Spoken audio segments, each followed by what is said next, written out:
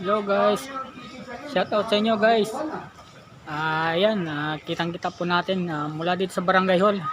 Kitang-kita po natin ng palengke. Kasi ang palengke na nasa kwan lang po ng nasasakop lang po ng aming barangay.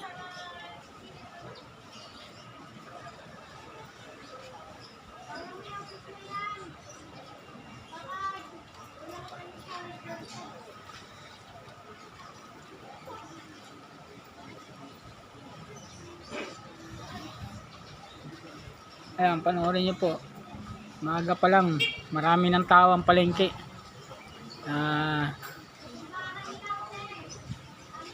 Lalo na mamaya medyo kukuha na yung mga tao dahil may sinakulo.